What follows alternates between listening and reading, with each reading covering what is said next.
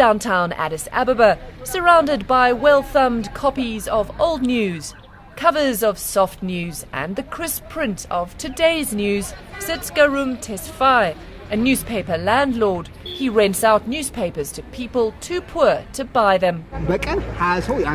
He tells us 30 to 40 readers will read a single paper.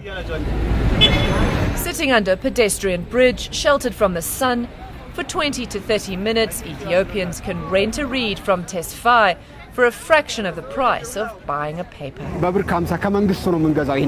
He says if 20 readers read this single paper at the rate of 50 cents, I will make 10 birr. That's about 60 US cents. Tesfaye says he has regular customers who come each day to scan for the latest news or look for jobs. Most of the readers focus on vacancies rather than news, he says. This university graduate rents 3 to 5 publications a day, desperately looking for work. I rent a newspaper daily for the matter of searching for a vacancy. And I am so tired and bored. I spent a lot of money to rent and to buy these newspapers. Unemployment is high in Ethiopia. People jostle in front of notice boards advertising vacancies.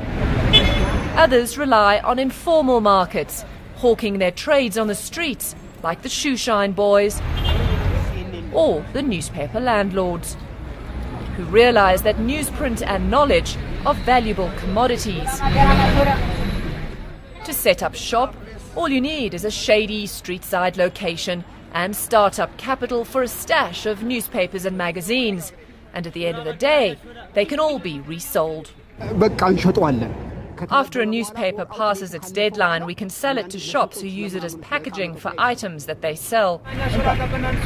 He says it's a good business. He supports his 3 siblings. But the roadside newspaper rental industry puts pressure on the profits of private newspaper owners like Dawit Kebede.